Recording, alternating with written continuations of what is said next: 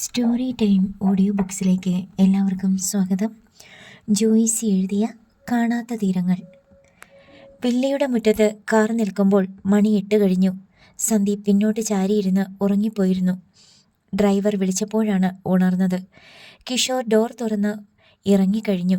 സന്ദീപ് ഇറങ്ങിയതും അല്ലിമയുടെ വില്ലയുടെ നേർക്ക് നോക്കി. എല്ലായിടത്തും ഇരുട്ടാണ്, ഒന്നും കാണാനില്ല. ടോർച്ച് തെളിച്ചുകൊണ്ട് സുധാകരൻ നായർ ഇറങ്ങി വന്നു. ടാക്സി ഡ്രൈവർ കാറിൻ്റെ ഡിക്കി തുറന്ന് ലഗേജ് പെറുക്കി താഴെ വയ്ക്കുകയാണ്. അങ്കിളെ, സന്ദീപ് സുധാകരൻ നായർക്ക് ഹസ്തദാനം നടത്തി. 5 മിനിറ്റ് മുമ്പാ കരണ്ട് പോയത്, സുധാകരൻ നായർ പറഞ്ഞു. വൈഷ്ണവിയും ഗോപികയും സിറ്റൗട്ടിലേക്ക് വന്നു. സന്ദീപും കിഷോറും കൂടി ലഗേജ് എടുത്ത് സിറ്റൗട്ടിൽ വെച്ചു. ഡി നാഗവല്ലി, നിന്നെ കണ്ടിട്ട് എത്ര നാളായിടി? സന്ദീപ് ഗോപികയുടെ തോളത്ത് ഒരടി കൊടുത്തു. ഓ, വലിയ ശൃംഗാരമൊന്നും വേണ്ടാട്ടോ. പോണ്ടിച്ചേരിക്ക് പോയത് ഈ വീട്ടിൽ നിന്നല്ലേ? എന്നിട്ട് ഇതേവരെ ഒരു മിസ് കോള്? ഗോപിക പരിഭവം പറഞ്ഞു. സോറി, സമയം കിട്ടാഞ്ഞിട്ടല്ലേ മോളെ? പിന്നെ സമയം എനിക്കറിയാം, വേണ്ടപ്പെട്ടവരെ വിളിക്കാനൊക്കെ ഇഷ്ടം പോലെ സമയമുണ്ടല്ലോ. അതിനൊരു മുനിയുണ്ടായിരുന്നു, അത് കൊള്ളേണ്ടിടത്ത് തന്നെ കൊണ്ടു. അവൾ പറഞ്ഞത് സത്യമല്ലേ സന്തു? വൈഷ്ണവി മകളെ പിന്താങ്ങി. കിഷോർ ഇതിനിടെ അവൻ്റെ ബാഗേജ് എടുത്ത് വീടിനുള്ളിലേക്ക് കയറിപ്പോയി. അകത്ത് എമർജൻസി ലൈറ്റിൻ്റെ വെളിച്ചമുണ്ടായിരുന്നു. സന്ദീപ് റണ്ണിങ് കിലോമീറ്ററിൻ്റെ കണക്ക് നോക്കി. ടാക്സി ഡ്രൈവർക്ക് ഓട്ടക്കൂലി കൊടുത്തു. കിച്ചുവിന് എന്തു പറ്റി സന്തു? വൈഷ്ണവി സിറ്റൗട്ടിൽ വെച്ച് ചോദിച്ചു. ടാക്സി റിവേഴ്സ് എടുത്തപ്പോൾ സിറ്റൗട്ടിലേക്ക് വെളിച്ചമടിച്ച് എല്ലാവരുടെയും കണ്ണഞ്ചി. ഏയ് ഒന്നുമില്ല, യാത്രാക്ഷീണം, സന്ദീപ് പറഞ്ഞു. അങ്കിളെ, ഞാൻ അല്ലിയുടെ വീട് വരെ ഒന്ന് ഓടിപ്പോയിട്ട് വരാം, 1 മിനിറ്റ്. മറുപടിക്ക് കാക്കാതെ സന്ദീപ് വേഗം സിറ്റൗട്ടിൽ നിന്നിറങ്ങി ഗേറ്റ് കടന്നുപോയി. അല്ലി ചേച്ചി ഗേറ്റിലുണ്ട്. കാറിൻ്റെ ലൈറ്റ് തിരിഞ്ഞപ്പോൾ ഞാൻ കണ്ടു, ഗോപിക വൈഷ്ണവിയോട് പറഞ്ഞു. വൈഷ്ണവി അല്ലിമയുടെ ഗേറ്റിലേക്ക് നോക്കി. അവിടെ ഇരുട്ടായിരുന്നു. സന്ദീപ് അവിടെ എത്തിക്കഴിഞ്ഞു. മങ്ങിയ ആകാശ വെളിച്ചത്തിൽ അല്ലിമ ഗേറ്റിനപ്പുറം നിൽക്കുന്നത് നിഴൽ രൂപം പോലെ കണ്ടു. അല്ലി, സന്ദീപ് അവളുടെ പേര് മെല്ലെ ഉച്ചരിച്ചു. അവൻ നീട്ടിയ വലം കൈയിലേക്ക് അവളും കൈ നീട്ടി. അടുത്ത നിമിഷം അവൻ അവളെ വലിച്ചടിപ്പിച്ച് ഗാഢമായി ആശ്ലേഷിച്ചു. അവളുടെ വാരിയലുകൾ ഞെരിഞ്ഞു. അവൾക്ക് ശ്വാസം മുട്ടി. സന്ദീപ് അവളെ എടുത്തുയർത്തി ഒന്ന് വട്ടം ചുറ്റിച്ച ശേഷം താഴെ നിർത്തി. വെളിച്ചമില്ലായിരുന്നത് അവർക്ക് വലിയ അനുഗ്രഹമായി. കറണ്ട് വന്നപ്പോൾ രാജഗോപാലും ശ്രീലക്ഷ്മിയും സിറ്റൗട്ടിലേക്ക് ഇറങ്ങി. അലിമയും സന്ദീപവും സിറ്റൗട്ടിൽ നിന്നു സംസാരിക്കുന്നുണ്ടായിരുന്നു. ഞാനും കിച്ചുവും ഇപ്പോൾ വന്നു കയറിയതേയുള്ളൂ. അലിമയെ കണ്ട് ഒരു വാക്ക് പറഞ്ഞിട്ട് പോയ സമാധാനമായിട്ട് കിടന്നുറങ്ങാമല്ലോ. സന്ദീപ് ഇങ്ങോട്ട് ഓടി വന്നതിൻ്റെ കാരണമെന്നോണം രാജഗോപാലിനോട് പറഞ്ഞു. അവിടുന്ന് തിരിച്ചതും നെടുമ്പാശ്ശേരി വന്നതും ഒക്കെ അല്ലിമോള് ഞങ്ങളോട് പറഞ്ഞായിരുന്നു. രാജഗോപാൽ പ്രതിവചിച്ചു. ഞാൻ നാളെ വന്ന് സംസാരിച്ച പോരെ, വീട്ടിലോട്ട് കയറിയില്ല. അതാ. അത് മതി, യാത്ര ചെയ്ത് വന്നതല്ലേ, പോയി റെസ്റ്റ് എടുത്തോ, നമുക്ക് നാളെ കാണാം.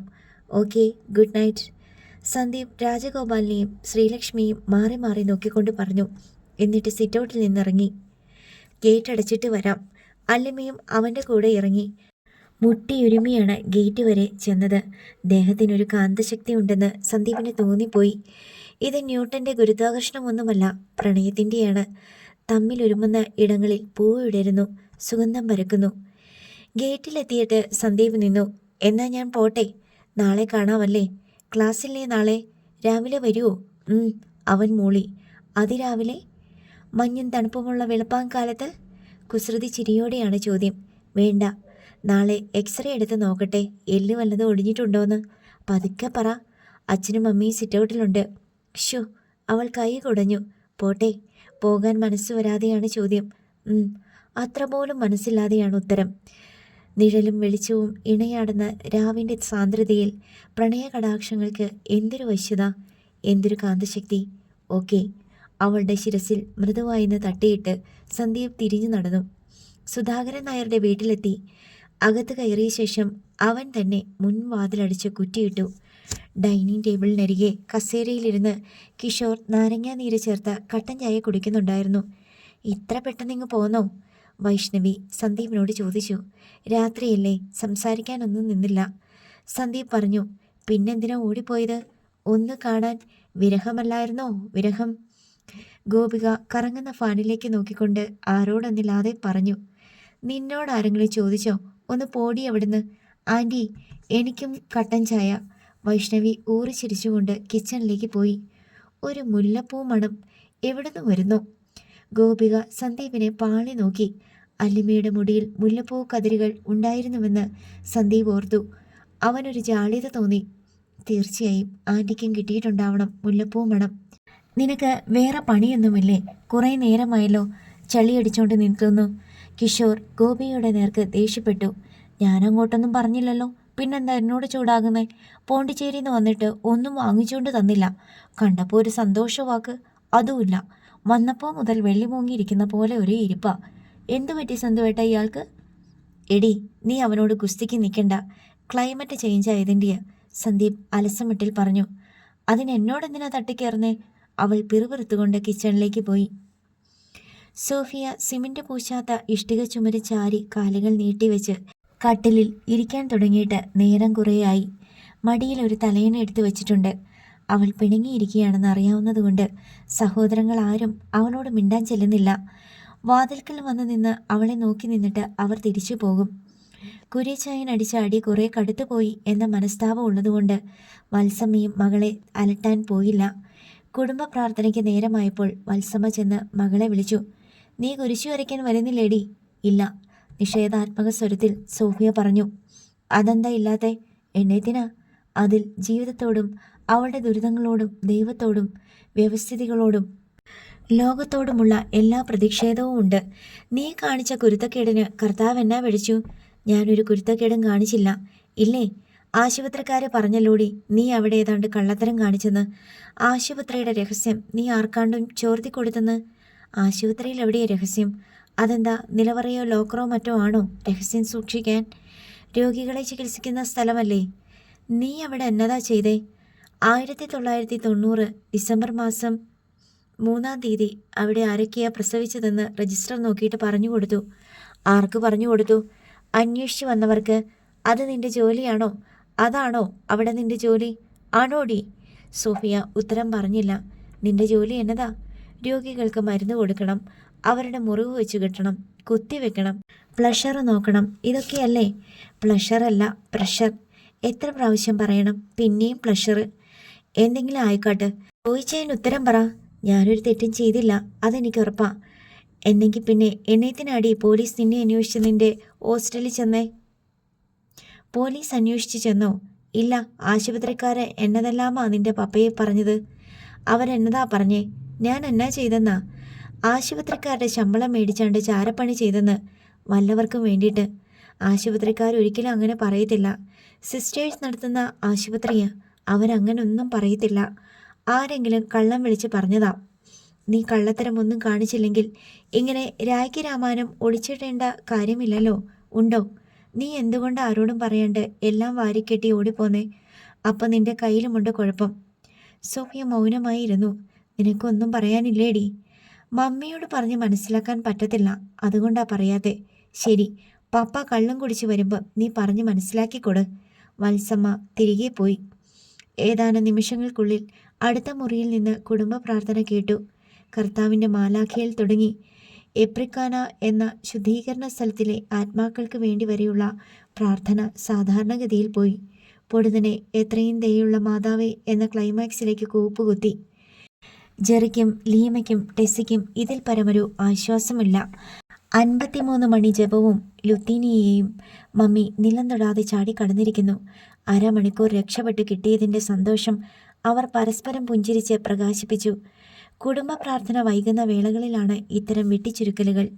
വത്സമ്മ അത്താഴം വിളമ്പിക്കൊണ്ടിരിക്കുമ്പോൾ മുറ്റത്ത് ചുമയും കാലച്ചയും കേട്ടു. ഇന്ന് ഏത് കോലത്തിലാണെന്ന് ആർക്കറിയാം? വത്സമ്മ തന്നെത്താൻ പിറുപിറുത്തു.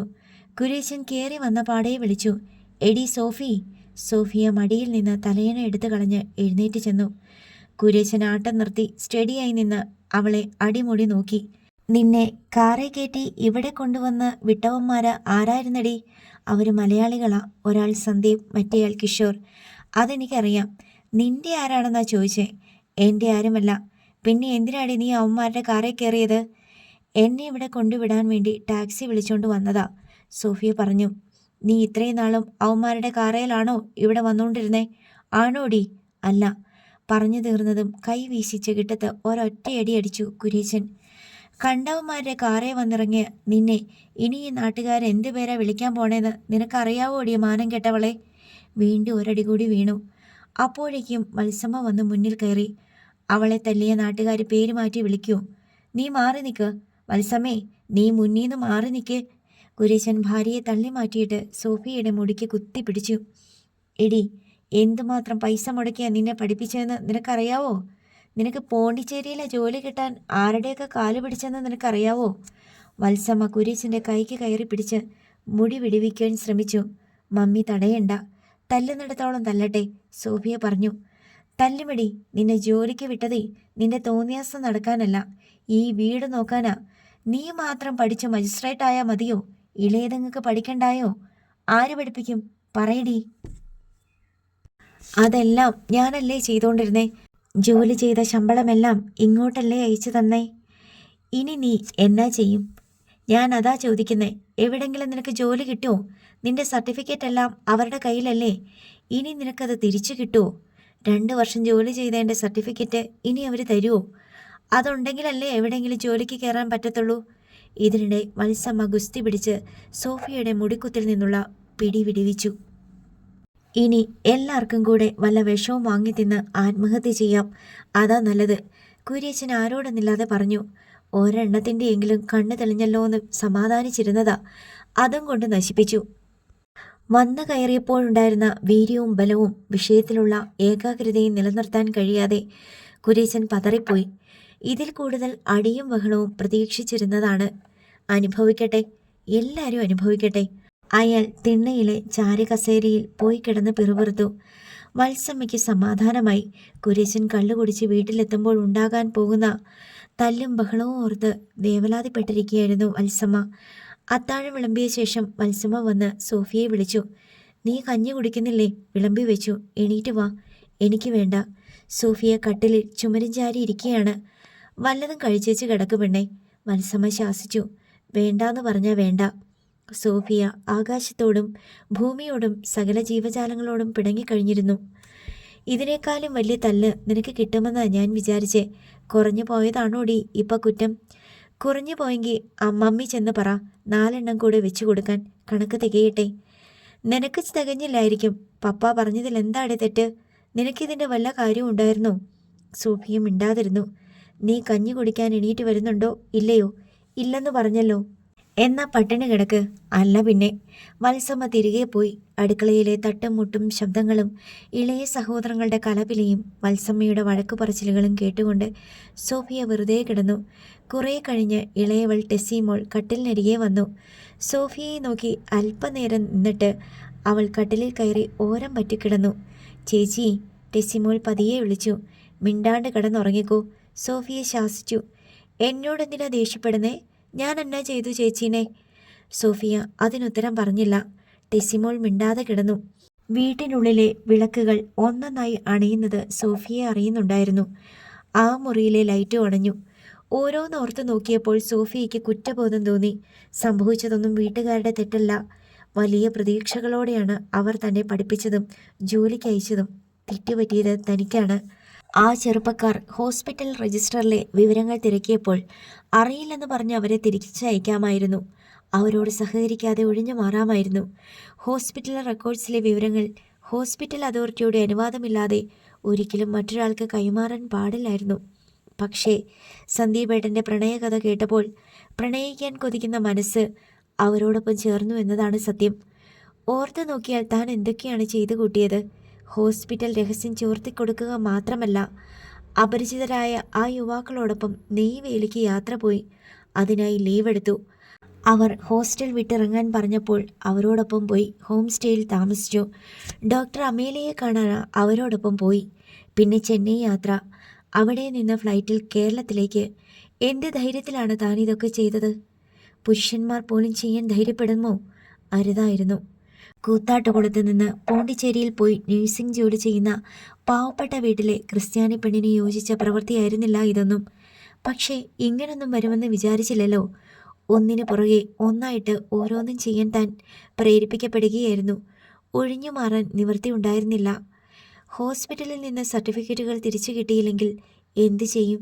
ജോലി നഷ്ടപ്പെട്ടുവെന്ന് ഉറപ്പായി. 2 മാസം കൂടി ജോലി ചെയ്തിരുന്നെങ്കിൽ 2 വർഷത്തെ എക്സ്പീരിയൻസ് സർട്ടിഫിക്കറ്റ് കൂടി കിട്ടേണ്ടതായിരുന്നു. എല്ലാം കൊണ്ടുപോയി തുലച്ചു. സോഫിയ പശ്ചാത്താപ വിവശയായി. എന്തിനു വേണ്ടിയാണ് താൻ ഇങ്ങനെയെല്ലാം ചെയ്തതെന്ന് ആലോചിച്ചിട്ട് അവൾക്ക് ഒരെത്തും പിടിയും കിട്ടിയില്ല. നാളെ എന്ത്? അതിനും ഉത്തരമില്ല. അങ്ങനെ കിടക്കവേ മുറിയിലൊരു പ്രകാശമുണ്ടായി. അവൾ പിടഞ്ഞ് തലയുയർത്തി നോക്കി. ചാർജ് ചെയ്യാൻ വെച്ച ഫോണിൽ നിന്നാണ് പ്രകാശം. നേരിയ ഒരു ഇരമ്പലും. സോഫിയ കിടക്കയിൽ കാൽമുട്ടുകൾ ഊന്നി നിന്ന് ഫോൺ എത്തിപ്പിടിച്ചു. ചാർജറിൻ്റെ കേബിളിൽ നിന്നുള്ള ബന്ധം വിടുവിച്ച ശേഷം ഫോൺ നോക്കി. കിച്ചുവേട്ടൻ. നെഞ്ചിൽ ഹൃദയത്തിൻ്റെ അടിത്തട്ടിൽ സൂചിമുന കൊണ്ടതുപോലൊരു വേദന. അറ്റൻഡ് ചെയ്യണ്ട എന്ന് വിചാരിച്ച് അവൾ ഫോൺ മാറ്റിപ്പിടിച്ചു. പക്ഷേ കണ്ണുകൾ പിൻവലിയുന്നില്ല. ഡിസ്പ്ലേയിലേക്ക് നോക്കുന്തോറും ഹൃദയമിടിപ്പ് വർദ്ധിച്ചു വരുന്നു. അവളുടെ സമ്മതമില്ലാതെ തന്നെ തള്ളവിരൽ കോൾ ബട്ടണിൽ അമർന്നു. പരിഭ്രമത്തിൽ അവൾ ഫോൺ കാതോടടുപ്പിച്ചു. ഹലോ. തീരെ പതിഞ്ഞ ഒച്ചയിൽ അവൾ ശബ്ദിച്ചു. ഹലോ സോഫി. കിഷോറിൻ്റെ ശബ്ദം കേട്ടതും അവളുടെ കയ്യിൽ വിറയൽ പടർന്നു. Sorry Sophie, really sorry. ഞാൻ ഒട്ടും വിചാരിച്ചില്ല ഇങ്ങനെയൊക്കെ സംഭവിക്കുമെന്ന്. ക്ഷമിക്കുക. ഇനി അതല്ലേ പറ്റൂ. കേട്ടുകൊണ്ടിരിക്കെ സോഫിയുടെ മിഴികളിൽ നിന്ന് കണ്ണുനീർ തുളുമ്പിച്ചാടി. അവൾക്ക് കരച്ചിലടക്കാൻ കഴിയുമായിരുന്നില്ല. എന്തിനാണങ്ങനെ കരയുന്നതെന്ന് അവൾക്ക് മനസ്സിലായതുമില്ല. എത്രയൊക്കെ അടക്കി പിടിച്ചിട്ടും ചില അമർത്തിയ തേങ്ങലുകൾ പുറത്തെത്തി. സോഫി, നീ കരയുവാണോ? അവൾ പെട്ടെന്ന് ഒന്നുകൂടി അമർത്തി പിടിച്ചു. ഇല്ല, ഞാൻ കേട്ടല്ലോ. ഇല്ല, അവൾ ആവർത്തിച്ചു. നിന്നെ അവിടെ ഉപേക്ഷിച്ചു പോന്നതല്ല ഞങ്ങൾ. അങ്ങനെ വിചാരിക്കരുത് കേട്ടോ. ജോലി നഷ്ടപ്പെട്ടതോർത്ത് വിഷമിക്കേണ്ട. നമുക്ക് വേറെ നോക്കാം. വേണ്ട, ഇനിയൊന്നും വേണ്ട. സോഫി, എന്നെ വെറുതെ വിട്ടാൽ മതി. ഇല്ല, എനിക്കങ്ങനെ വിടാൻ പറ്റില്ല. Because I love you. Really I love you Sophie. വേണ്ട വേണ്ട, അവൾ കരഞ്ഞുകൊണ്ട് പറഞ്ഞു. ഫോൺ വെച്ചോ. മറുവശത്ത് നിന്ന് ശബ്ദമൊന്നുമില്ല. അത് അടക്കി പിടിച്ച നിശബ്ദതയാണെന്ന് അവൾക്ക് മനസ്സിലായി. ഇനി വിളിക്കണ്ടാട്ടോ. വെച്ചോട്ടെ. സോഫിയ കോൾ കട്ടാക്കി. എന്നിട്ട് കിടന്നു. ഫോൺ അവളുടെ കയ്യിൽ തന്നെയിരുന്നു. കുറച്ച് നിമിഷങ്ങൾക്ക് ശേഷം അവൾ അത് മുഖത്തിന് നേരെ കൊണ്ടുവന്നു. കോൾ ബട്ടണിൽ വിരൽ തൊട്ടമർത്തി. കിച്ചുവേട്ടൻ എന്ന് താൻ സേവ് ചെയ്തിരിക്കുന്ന പേര് കണ്ട് പിന്നെയും അവളുടെ കണ്ണു നിറഞ്ഞു. 5:30 മണി വെളുപ്പിന് സന്ദീപ് ചെന്ന് നോക്കുമ്പോൾ കിഷോർ കണ്ണു തുറന്ന് കിടക്കുകയാണ്. ഫാൻസി ബൾബിൻ്റെ വെളിച്ചമുണ്ട് മുറിയിൽ. നീ രാത്രി ഉറങ്ങിയിട്ടില്ലേ? ഉറങ്ങിയായിരുന്നു. എപ്പോഴോ ഉറക്കം തെളിഞ്ഞു. 5 മണിയുടെ സൈറണൊക്കെ ഞാൻ കേട്ടു. എന്തു പറ്റി? ഈ സമയത്തൊക്കെ നീ കൂർക്കം വലിച്ചിറങ്ങുന്നതല്ലേ? കഴിഞ്ഞ 3-4 ദിവസമായിട്ട് ഞാൻ കാണുന്നു. നീ 4-നും 4:30-നും 5-നുമൊക്കെ ഉറക്കം വിട്ടെണീക്കുന്നത്. ഉറക്കക്കുറവാണെങ്കിൽ സൂക്ഷിക്കണം. മറ്റേ സംഗതി തലയ്ക്ക് പിടിച്ചിട്ടാണെന്ന് തോന്നുന്നു. എന്ത് സംഗതി? ഞാനറിയാതെ നീ മദ്യമോ മയക്കുമരുന്നോ കഴിക്കുന്നുണ്ടോ? പ്രേമം. റിയലി? ആ, ഞാൻ വീണു അല്ലേ സന്ദീപേട്ട? എനിക്കത് ഫീൽ ചെയ്തായിരുന്നു. ഇന്നലെ കൂത്താട്ടുകുളത്തുനിന്ന് തിരിച്ചു പോരുമ്പോൾ നീ ഭയങ്കര മൂഡൗട്ടായിരുന്നു. ശരിയാ, എൻ്റെ എല്ലാ സന്തോഷവും പോയി. എൻ്റെ എല്ലാ സമ്പാദ്യവും അവിടെ ഉപേക്ഷിച്ചിട്ട് പോകുന്ന പോലെ. കയ്യിലൊന്നുമില്ല. വെറും പിച്ചക്കാരൻ. അതാണ് ഈ പ്രേമത്തിൻ്റെ മാജിക്ക്. ഒരു രക്ഷയുമില്ല. ഞാനിത് കുറേ അനുഭവിച്ചതാ. രാത്രി ഉറക്കം വരണ്ടേ? ചില കാര്യങ്ങൾ ഓർക്കുമ്പോൾ സങ്കടം വരും. വെളുപ്പിന് ഞെട്ടി ഉണരുന്നത് പോലെയാ കണ്ണു തുറക്കുന്നേ. അവളുടെ പേരും രൂപവും കൂടെ മിന്നലടിച്ച പോലെ മനസ്സിലോട്ട് കയറി വരും. എന്ത് കഷ്ടമാ അല്ലേ? നമുക്ക് വേറെ എന്തെല്ലാം കാര്യങ്ങൾ ഓർക്കാനുണ്ട്. അത് വിടുക്കിച്ചു. നീ എൻ്റെ കൂടെ മോർണിംഗ് വാക്കിന് വരുന്നോ? ഇല്ല. എന്താ പെട്ടെന്ന് കട്ട് ചെയ്തതുപോലെ ഒരു വല്ലാത്ത ഇല്ല. എനിക്ക് ദേഷ്യം വരും. അലിമയും വരൂലോ മോർണിംഗ് വാക്കിന്? നിങ്ങൾ നോക്കുന്നതും ചിരിക്കുന്നതും എനിക്ക് കാണണ്ട. നിനക്കെന്താ ജലസിയാ? ആ, എന്തെങ്കിലും ആയിക്കോട്ടെ. ഇതും ആ രോഗത്തിൻ്റെ വേറൊരു ലക്ഷണമാ. സന്ദീപ് മുറി വിട്ടിറങ്ങി.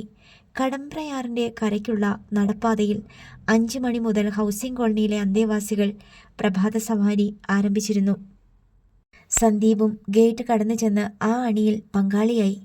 രാജഗോപാലും അലിമയും നടപ്പ് തുടങ്ങിയിട്ട് കുറേ സമയമായി.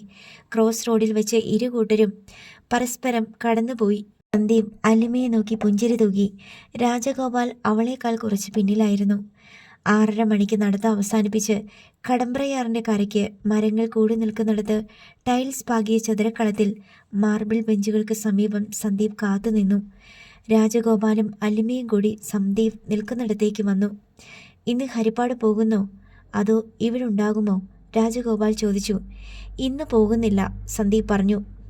എന്താ ഇനി ചെയ്യാൻ പോകുന്നത്? എനിക്ക് തനിച്ച് മുന്നോട്ട് പോകാൻ പറ്റില്ല. അങ്കിളിൻ്റെയും അല്ലിയുടെയും ഹെൽപ്പ് വേണ്ടിവരും. ഞങ്ങൾ എന്താ ചെയ്യേണ്ടത്? മണിമലയിൽ പോകണം, അവിടെ ഒരു അന്വേഷണം നടത്തണം. സന്ദീപിൻ്റെ റിലേറ്റീവ്സിന് ഇതിലെന്തോ പങ്കുണ്ടെന്നല്ലേ ഇതുവരെയുള്ള അന്വേഷണം സൂചിപ്പിക്കുന്നത്? അത് കേന്ദ്രീകരിച്ച് നീങ്ങുന്നതല്ലേ നല്ലത്? അതൊക്കെ ഇന്ന് ഡിസ്കസ് ചെയ്യണം. ഞാൻ വീട്ടിലോട്ട് വരട്ടെ? അങ്കിൾ ഇന്ന് ലീവ് എടുത്താൽ നന്നായിരുന്നു. രാജഗോപാലിൻ്റെ മുഖത്ത് വിസമ്മതഭാവമാണ് ആദ്യം പ്രകടമായത്. പക്ഷേ മറുപടി പറഞ്ഞത് അതിന് വിരുദ്ധമായും. ഞാൻ ലീവ് എടുക്കാം. അതുകൊണ്ട് എന്തെങ്കിലും ഗുണമുണ്ടാവുമോ? നമ്മൾ തമ്മിൽ ചർച്ച ചെയ്തിട്ട് എന്ത് കിട്ടാനാ? എനിക്കറിയാവുന്നതെല്ലാം ഞാൻ പറഞ്ഞു തന്നിട്ടുണ്ട്. അതല്ല അങ്കിളെ, ഞാൻ എന്തായാലും അങ്ങോട്ട് വരാം. ഇപ്പം തന്നെ വരുന്നത് കൊണ്ട് എന്തെങ്കിലും ബുദ്ധിമുട്ടുണ്ടോ? എന്നാൽ അങ്ങനെയാകട്ടെ, എന്നിട്ട് നിശ്ചയിക്കാം ലീവ് എടുക്കണോ വേണ്ടയോ എന്ന് രാജഗോപാൽ പറഞ്ഞു. സന്ദീപ് വല്യമ്മയോടും രാജഗോപാലിനോടുമൊപ്പം അവരുടെ വില്ലയിലേക്ക് പോയി. സന്ദീപ് കൂടി എത്തിയത് കണ്ട് ശ്രീലക്ഷ്മിയും മക്കളും ആശ്ചര്യപ്പെട്ടു. വിശാഖും വിന്ധാരയും ഡൈനിങ് റൂമിലിരുന്ന് ചായ കുടിക്കുകയായിരുന്നു. ചായ എടുക്കട്ടെ? ശ്രീലക്ഷ്മി ചോദിച്ചു. റൂമിലേക്ക് തന്നാ മതി. രാജഗോപാൽ സന്ദീപിനെയും കൂട്ടി തൻ്റെ ഓഫീസ് റൂമിലേക്ക് പോയി. കസേര കാട്ടി ഇരിക്കാൻ പറഞ്ഞിട്ട് രാജഗോപാൽ വാതിലടച്ചു. പറഞ്ഞു സന്ദീപ്. മണിമലയ്ക്ക് പോകണം. മാളവിക ആരാണെന്ന് കണ്ടുപിടിക്കണം. ജീവിച്ചിരിപ്പുണ്ടോ മരിച്ചുപോയോ എന്നറിയണം. സന്ദീപിൻ്റെ അച്ഛൻ്റെ അമ്മാവനുമായി ബന്ധപ്പെട്ട കേസല്ലേ? ആ വഴിക്ക് അന്വേഷിച്ചാൽ മാളവിക ആരാണെന്ന് മനസ്സിലാക്കാൻ പറ്റില്ലേ? അവരാണല്ലോ മാളവികയെ പോണ്ടിച്ചേരിക്ക് കൊണ്ടുവന്നതും ഹോസ്പിറ്റലിൽ പേര് മാറ്റിക്കൊടുത്ത് അഡ്മിറ്റാക്കിയതും. അവർക്കെല്ലാം അറിയാമല്ലോ, രാജഗോപാൽ ചോദിച്ചു. അവരോട് ചോദിച്ചാൽ അവർ കൃത്യമായി ഉത്തരം തരുമോ? മാളവിക പ്രസവിച്ച കുഞ്ഞിനെ ഉപേക്ഷിച്ചവർക്ക് മാളവികയെ ഇല്ലാതാക്കാൻ എന്തെങ്കിലും ബുദ്ധിമുട്ടുണ്ടാവുമോ? അവരോട് വിവരങ്ങൾ അന്വേഷിക്കുന്നത് നമ്മൾ കൊലപാതകിയോട് തെളിവ് തരാൻ ആവശ്യപ്പെടുന്നത് പോലെയല്ലേ? അല്ലിമോളുടെ അമ്മ കൊല്ലപ്പെട്ടെന്നാണോ സന്ദീപിൻ്റെ വിശ്വാസം? എനിക്കറിഞ്ഞുകൂടാ. പക്ഷേ ഒരു ക്രൈം നടന്നിട്ടുണ്ട്. അതുകൊണ്ടാണ് ഭാസിയമ്മാമയും ഫാമിലിയും വേവലാതിപ്പെട്ടത്. അവർ ഞങ്ങളോട് കള്ളം പറഞ്ഞതും ഞങ്ങളെ ഫോളോ ചെയ്യാൻ ശ്രമിച്ചതും അതുകൊണ്ടാണ്, സന്ദീപ് വിശദീകരിച്ചു. ഭാസിയമ്മാമയും കൂട്ടരെയും വിട്. സന്ദീപിന് സ്വന്തം വീട്ടിൽ ചോദിച്ചുകൂടെ? സന്ദീപിൻ്റെ അച്ഛൻ്റെ അങ്കിളല്ലേ ഭാസിയമ്മാമ? 22 വർഷം മുമ്പ് സ്വന്തം തറവാട്ടിൽ നടന്ന കാര്യങ്ങളൊക്കെ സന്ദീപിൻ്റെ അച്ഛന് അറിയാമായിരിക്കുമല്ലോ. അച്ഛൻ അറിയാമെന്ന് എനിക്ക് തോന്നുന്നില്ല. അഥവാ അറിഞ്ഞാലും അച്ഛൻ എനിക്കൊരു വിവരവും തരില്ല. നമ്മൾ ആ കേസിൻ്റെ പുറകെയാണെന്നറിഞ്ഞാൽ അച്ഛൻ മറുപക്ഷം ചേർന്നെങ്കിലോ? നമ്മൾ അന്വേഷിക്കുന്നുണ്ടെന്നറിഞ്ഞാൽ തെളിവ് നശിപ്പിക്കാനുള്ള സാധ്യതയുമുണ്ട്. സന്ദീപിൻ്റെ അച്ഛൻ അതിന് കൂട്ടുനിൽക്കുമോ? വലിയ നീതിമാനല്ലേ? ഭാസിയമ്മാമ പറഞ്ഞാൽ അച്ഛൻ അതേ കേൾക്കൂ. ഭാസിയമ്മാമയോട് അച്ഛന് പണ്ട് മുതലേ വലിയ സ്നേഹവും ബഹുമാനവും ഒക്കെയാണ്. സന്ദീപിൻ്റെ കണക്കുകൂട്ടൽ എന്താ? നിങ്ങളുടെ ഫാമിലിയിൽപ്പെട്ട ആരെങ്കിലുമാണോ മാളവിക? ആയിരിക്കാം. അച്ഛൻ്റെ തറവാട് പൊൻകുന്നത്തിനടുത്ത് ചിറക്കടവിലാണ്. ഞാനവിടെ പലവട്ടം പോയിട്ടുണ്ട്. ഭാസിയമ്മാമയുടെ തറവാട് ചെറുവള്ളിയിലോ മറ്റോ ആണ്. ഒരു തവണ മുത്തശ്ശിയുടെ കൂടെ അവിടെ പോയിട്ടുണ്ടെന്ന എൻ്റെ ഓർമ്മ. കുട്ടിയായിരുന്നപ്പോഴാണ്. ഭാസിയമ്മാമയുടെ കുടുംബത്തിൽപ്പെട്ട ആരെങ്കിലും ആയിരിക്കണം മാളവിക. അച്ഛനോടോ അമ്മയോടോ നൈതൽ ചോദിച്ചാൽ അറിയാൻ പറ്റില്ലേ? ഭാസിയമ്മാമ ഇതിനകം അച്ഛനെ വിളിച്ച് വിവരങ്ങളൊക്കെ അന്വേഷിച്ചിട്ടുണ്ടാകും. ഞാൻ എന്തിനാ പോണ്ടിച്ചേരിക്ക് പോയത്, ഹോസ്പിറ്റലിൽ അന്വേഷണം നടത്തിയത് എന്തിനാണ് എന്നൊക്കെ അച്ഛൻ എന്തെങ്കിലും അറിയാമെങ്കിൽ അച്ഛൻ ഭാസിയമ്മാമയെ ഒറ്റിക്കൊടുക്കൂ? ഇല്ല. ഞാൻ എന്ത് ചോദിച്ചാലും കൈമലർത്തി കാണിക്കുകയേ ഉള്ളൂ.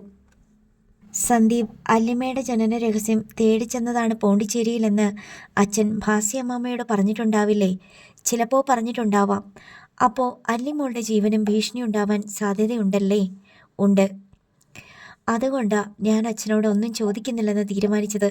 സന്ദീപിൻ്റെ അച്ഛൻ ഇങ്ങോട്ട് എന്തെങ്കിലും ചോദിച്ചോ? ഇതുവരെ ഇല്ല. വാതിലിൽ ആരോ തട്ടി. രാജഗോപാൽ ചെന്ന് വാതിൽ തുറന്നു. അല്ലിമ ചായ കൊണ്ടുവന്നതാണ്. പുറകെ ശ്രീലക്ഷ്മിയും ഉണ്ടായിരുന്നു. രാജഗോപാൽ ചായക്കപ്പെടുത്ത് സന്ദീപിന് കൊടുത്തു. അടുത്ത കപ്പ് രാജഗോപാൽ എടുത്തു.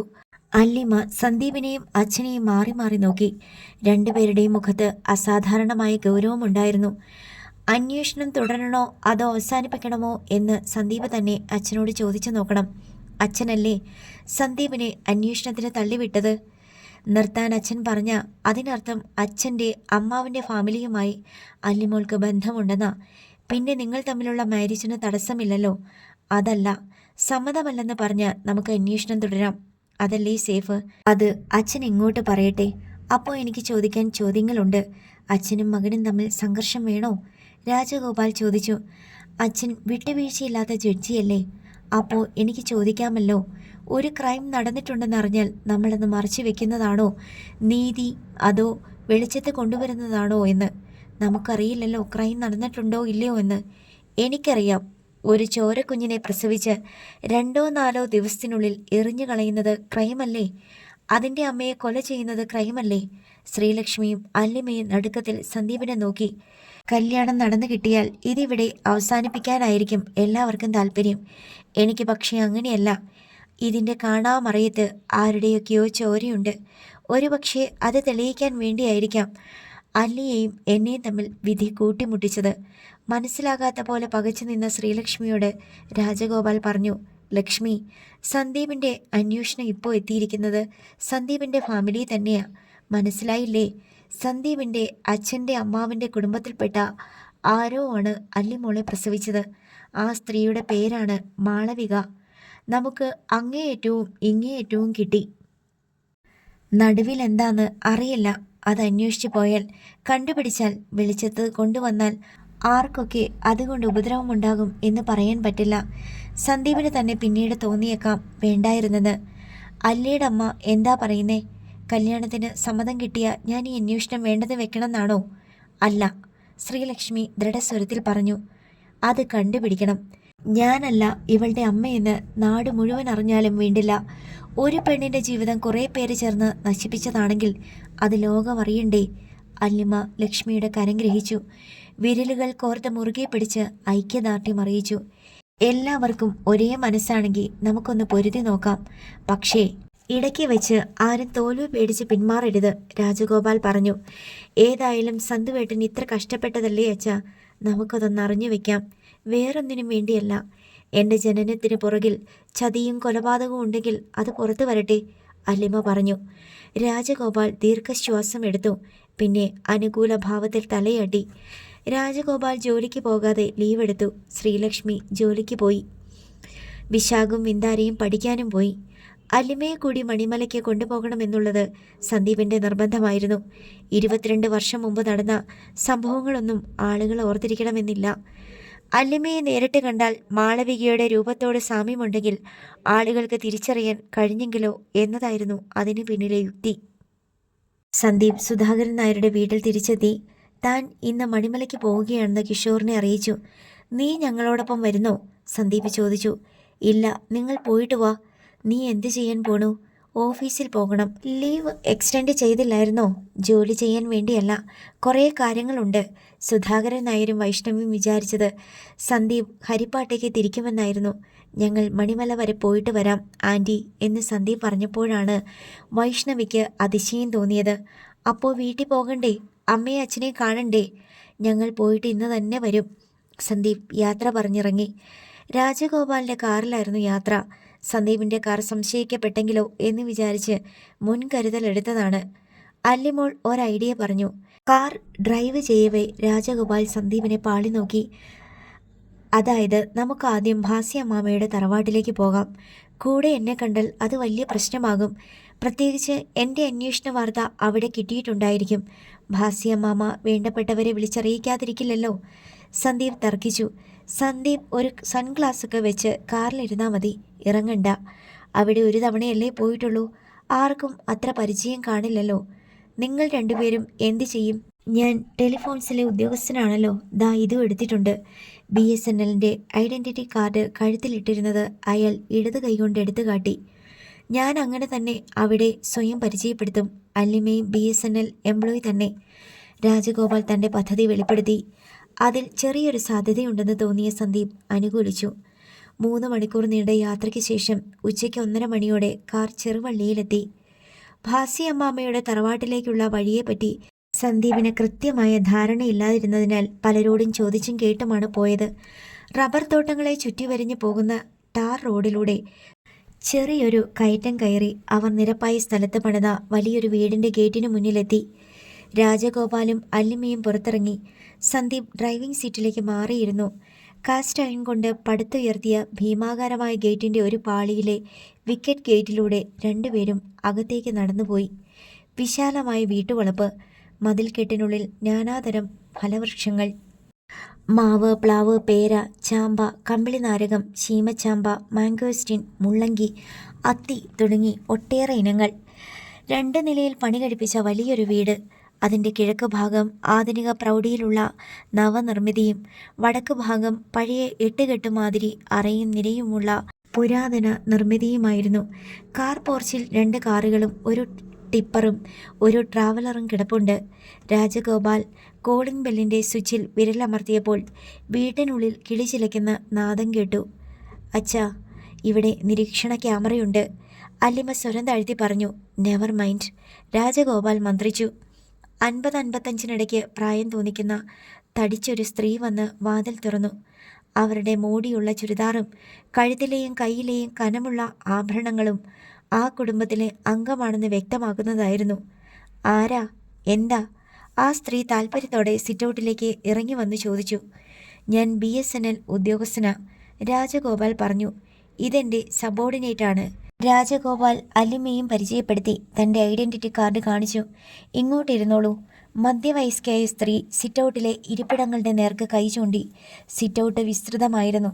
പലതരം സെറ്റുകളും സോഫകളും കസേരകളും, ഗ്രാനൈറ്റ് ഇട്ട തറ, വലിയ മാർബിൾ തൂണുകൾ മേൽത്തട്ടിനെ താങ്ങി നിർത്തുന്നു. സിറ്റൗട്ട് വടക്ക് ഭാഗത്തെ റെഡ് ഓക്സൈഡ് ഇട്ട നീളൻ വരാന്തയുമായി കൂട്ടിമുട്ടുന്നുണ്ട്.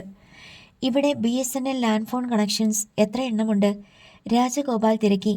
മധ്യവയസ്കയായ സ്ത്രീയുടെ കണ്ണ് അല്ലിമയിലായിരുന്നു. കുട്ടിയുടെ പേരെന്താ? ആ സ്ത്രീ ചോദിച്ചു. ആലീസ്, രാജഗോപാൽ പെട്ടെന്ന് പറഞ്ഞു. ഇവിടെ അടുത്താണോ താമസം? ചെറുവള്ളിയിൽ. പൊൻകുന്നത്താ താമസം, രാജഗോപാൽ പറഞ്ഞു. എവിടെയോ കണ്ട് പരിചയമുള്ള പോലെ തോന്നുന്നു. മധ്യവയസ്കയുടെ മുഖത്ത് ആശ്ചര്യം തിളങ്ങി. വാസ്തവത്തിൽ അല്ലിമയ്ക്ക് ആ സ്ത്രീയോടും അതുപോലൊരു പരിചയം തോന്നുന്നുണ്ടായിരുന്നു. അടുത്ത ഭാഗം നാളെ.